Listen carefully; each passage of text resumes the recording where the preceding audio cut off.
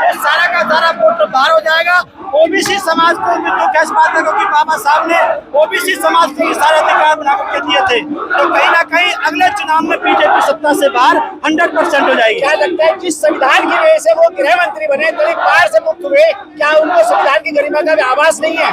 देखिए, वो अपनी सत्ता के नशे में चूर हैं और सबसे बड़ी जो न्यायालय होता है वो जनता का होता है। तो वो सत्ता में जब तक हैं तब तक वो ऐसा कर सकते हैं, लेकिन अगले चुनाव में उनको इस बात का खामियाजा भुगतना पड़ेगा। इसलिए माननीय बहन जी के इस स्टैंड से पूरे देश में खुशी का माहौल है।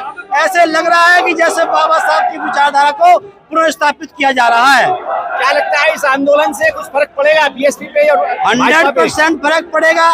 अभी भी हमने पहले भी बताया, हमारे वोट परसेंट में इजाफा होगा और माननीय बहन जी का ये डिसीजन से लेकर के समाज बहुत खुश है। बीजेपी सत्ता से बाहर जाएगी। समाजवादी कांग्रेस का कोई खास स्टैंड दिखाई नहीं दे रहा है। वो गोलमोल रवैया कर रहे हैं। उनके सांसद उनके साथ भी हैं, उनके बाहर भी हैं, लेकिन बहन जी का स्टैंड बिल्कुल क्लियर है। तो इसका फायदा बीएसपी को होगा। सर, दूसरी पार्टियां जो अलग अलग जो बिखर रही हैं, उन्हें कैसे जोड़ोगे आप? देखिए, ये मूवमेंट का बिखरना और पार्टियों का बिखरना ये आज से नहीं है, ये बहुत सालों से चलता आ रहा है। मूवमेंट में बिखराव भी होता है तो मूवमेंट को एक करने के लिए भी लोग आते हैं। अगर इस मूवमेंट को तोड़ने के लिए लोग आते हैं तो इस मूवमेंट को जोड़ने के लिए, एक साथ इकट्ठा करने के लिए भी लोग आते रहते हैं। जो मूवमेंट को इकट्ठा कर जाता है उसको महापुरुष की उपाधि ये समाज दे देता है। तो इसलिए इस बात से हमें घबराना नहीं है कि वहाँ पे फूट चल रही है, बिखराव चल रहा है, कोई दिक्कत नहीं है। वो फूट डालने का प्रयास करेंगे, हम समाज को इकट्ठा करने का, मूवमेंट को इकट्ठा करने का प्रयास करेंगे। आपका जो पार्टी का जो समाज है, दूसरी पार्टी जो कि बड़ी पार्टी के रूप में अपने आप को साबित कर रहे हैं, वहाँ बिखर गया है भीम आर्मी पार्टी आजाद समाज के नाम से।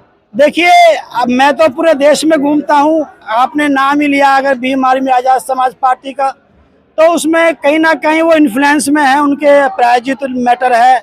उनके ऊपर समाज के बुद्धिजीवी कैडर लोगों का कोई विश्वास नहीं है। अभी भी माननीय बहन जी पर ही समाज का विश्वास है। तो इसलिए वो लोग प्रयास कर रहे हैं बीएसपी को खत्म करने का, लेकिन हम प्रयास कर रहे हैं बीएसपी को बचाने का। सर, वो आरोप लगा रहे हैं बहन जी उन्हें बुला नहीं रही है, अगर बुलाएंगे तो हम अपनी पार्टी खत्म कर देंगे, विलय कर लेंगे। ऐसा क्यों नहीं हो पा रहा है? हमारा लॉफर है आजाद समाज पार्टी के। देखिए, कहीं ना देखिए, वो हालांकि वो बहन जी का और उनके बीच का जुडिक्शन का मामला है, लेकिन हमें कोई तथ्य तो ऐसा सटीक मिलता नहीं है कि उन्होंने कभी शुरुआत की हो कि भाई हम जो है हम बहन जी की तरफ आना चाहते हैं। ऐसा कोई ऐसा कोई तथ्य हम आज तक हमें नहीं मिला है। बाकी वो लोग आपस में क्या बात चल रही है, वो उनको लेंगी या नहीं लेंगी, वो जाएंगे या नहीं जाएंगे, वो उन नेताओं के बीच की बात है। वो आरोप क्यों लगाते हैं कि बहन जी ले नहीं रही हैं? वो मीटिंग नहीं कर रही है। वो इसलिए लगाते हैं जिससे कि समाज जो है बहन जी से गुस्सा होकर के उनकी तरफ चला जाए। तो उनकी मनसा, उनकी इंटेंशन सही नहीं है। उनका एक्ट तो दिख सकता है, लेकिन उनकी इंटेंशन जो गलत है वो भी समाज को समझनी चाहिए। अभी कई बार हमने वीडियो देखी कि जयप्रकाश जी वो आजाद समाज पार्टी में जा रहे हैं, ऐसा क्या, इस पे क्या बोलेंगे? नहीं, मैं तो भीम आर्मी में गया था जब वो चंद्रशेखर भाई जो है पुलिस में थे, तो उनके आजाद कराने के लिए वहाँ पर जो है धरना दिया गया था, तो उसके लिए मैं गया था। उसके बाद में वो भाई बाहर भी आ गए थे। मैं जिस समय, जब तक वो सोशल संगठन था तब तक मैं गया था। जब उन्होंने अपनी पार्टी बना ली तो हमने उनसे बात करना बंद कर दिया। हमारी पार्टी अभी भी बहुजन समाज पार्टी है। बहुजन समाज पार्टी है। बहुजन समाज पार्टी को जोड़ने के लिए आप समाज से क्या कहेंगे? मैं ये कहूँगा कि समाज में जो बिखराव हो गया है, जो लोग बीजेपी को हराने के लिए कांग्रेस गठबंधन की तरफ चले गए थे, और आपने देखा होगा जब उपवर्गीकरण का मैटर हुआ तो फिर आखिर बहन जी बोली, ना तो अखिलेश बोले ना कांग्रेस बोली। और कांग्रेस ने तो अपने स्टेट के अंदर जहाँ उनकी सरकार चल रही है उस नियम को लागू भी कर दिया। तो वो लोग फिर से वापस आए, पूरा बहुजन समाज वापस आए और फिर से जो है बीएसपी को बचाने के लिए काम करें।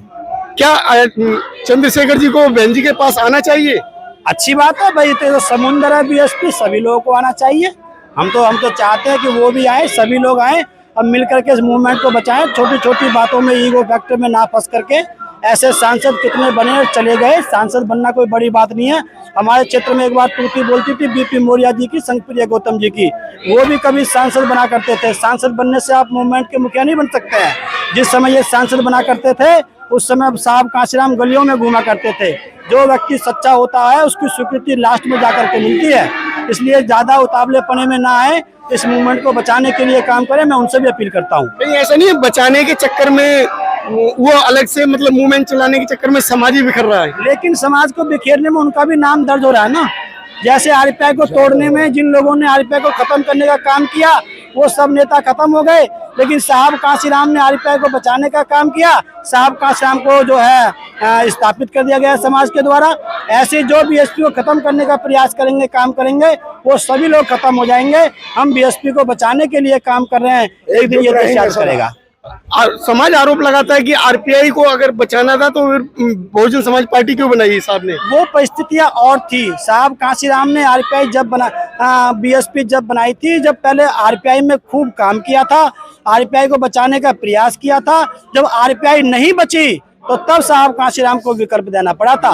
लेकिन बीएसपी में अभी जान है, जान रहते हुए तुम किसी को खत्म करने का प्रयास करोगे तो तुम्हारा नाम बिगाड़ा की सूची में, खत्म करने वाली सूची में नाम दर्ज हो जाएगा। हम भी तो बेवकूफ थोड़ी ना है। 15 साल पहले, 7 साल अब हम इसी पक्ष में काम कर रहे हैं। क्यों? क्योंकि ये देश एक दिन याद करेगा कि बसपा को बचाने के लिए जयप्रकाश ने पूरी ताकत लगाई थी, इसलिए हम बसपा को बचाने के पक्ष में हम लोग काम कर रहे हैं। सर, समाज है, वो समाज अभी समझ क्यों नहीं पा रहा है? देखिए, समाज एक तो साहब कांशीराम ने कहा था ये भोला भाला समाज है, कमजोर समाज है, तो इसलिए धीरे धीरे समझेगा। ये लड़ाई बहुत बड़ी है, बहुत लंबी है, बहुत ज्यादा दिमाग की है। ये लठ के दम पे लड़ाई को हम लोग नहीं जीत सकते, इसको हम लोग दिमाग के दम पे जीत सकते हैं। विचार को विचार खत्म कर सकता है, लठ नहीं खत्म कर सकता। लठ में तो 350 जाट भाई हमारे मार दिए गए। हरियाणा के अंदर जब उन्होंने जो है आरक्षण की मांग की थी, 700 किसान मार दिए गए हमारे ओबीसी समाज के। हमारे राजस्थान के अंदर 71 गुर्जर भाई मार दिए गए। लठ तो उनका बहुत मजबूत था, लेकिन आप लोग उन लोगों से लठ के दम पर नहीं जीत सकते, विचार के दम पे जीत सकते हो। उसका केवल एक ही तरीका है जिसके अंदर सभी महापुरुषों का विचार निहित है, वो है मान्यवर साहब कांशीराम जी की विचारधारा, जिसको लेके बहुजन समाज पार्टी काम कर रही है। सर, क्या बहन जी को अगर पास जी छोटी छोटी पार्टियां आएंगी तो बहन जी मिला लेंगे उन्हें पार्टियों में? चाहिए। बहन जी ने तो कहा है कि भाई सब लोग आओ, सब मिलकर के जो है सबके लिए दरवाजे खोले हैं। जो कहीं नहीं गया वो भी आओ। जो है बहन जी हमेशा आमंत्रित करती रहती है, लेकिन अब कोई ऐसी एक्टिविटी दिखती तो है नहीं कि भाई जो है कोई गया हो। लेकिन बहन जी तो बार बार आरोप लगाते हैं कि गेट तक गए और गेट में घुसने नहीं देते। वो ऐसा क्यों होता है? आप वहाँ जा करके हमें अपना प्रयास तो दिखाओ कि आपने गेट में घुसने का प्रयास किया है। ये तो ना कि तुमने बाहर से बाहर गेट पे तो जाके तुमने फोटो खिंचवा के डाल दिया कि हमको नहीं लिया। आपने कोई अटेम्प्ट किया है, कोई प्रयास किया है, कोई आपने तो हमें वो दिखनी चाहिए ना वीडियो। आप बसपा के कब कार्यकर्ता रहे हैं वो दिखना चाहिए ना। क्या चंद्रशेखर जी बसपा के कार्यकर्ता रहे कभी? भैया हमें तो आज तक साहब जो कोई प्रूफ मिला नहीं।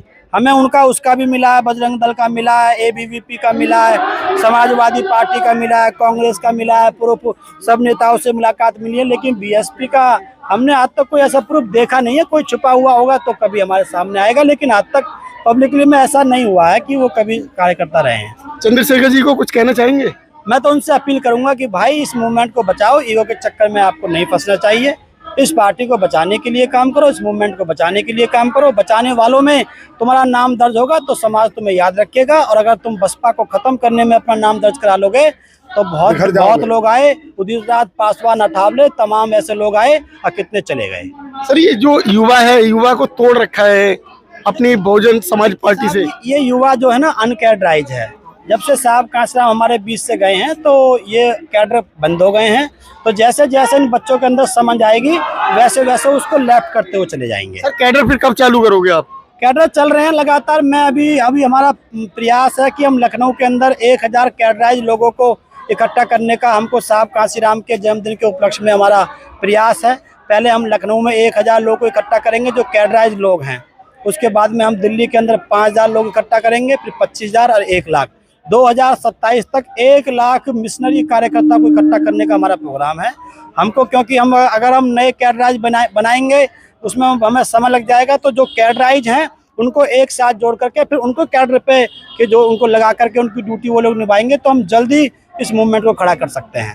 सर, कुछ लोग ये कह रहे हैं कि बहन जी को फोन करके बुला लेना चाहिए, चंद्रशेखर जी को। क्या ऐसा होना चाहिए? के बारे में देखो, वो हमारे इस मूवमेंट का हिस्सा नहीं है, पार्टी का हिस्सा नहीं है। यहाँ पर जो कार्यक्रम चल रहा है वो बीएसपी से संबंधित मूवमेंट का चल रहा है। आप ज्यादा सवाल चंद्रशेखर भाई के बारे में पूछेंगे तो उचित नहीं होगा, वो फिर मैसेज गलत चला जाएगा।